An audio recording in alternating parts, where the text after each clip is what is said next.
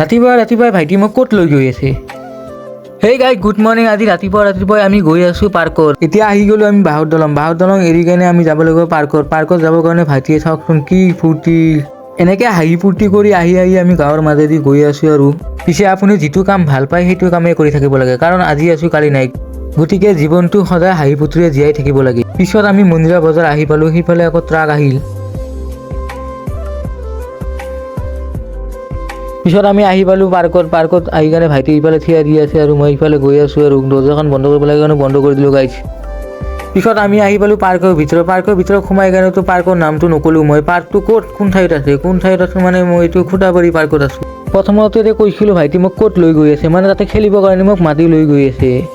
আপোনালোকক কি ভিডিঅ' লাগে গাইজ, এছামিছ নে ৰাজবংশী লাগে কমেণ্টত ক'বচোন গাইজ।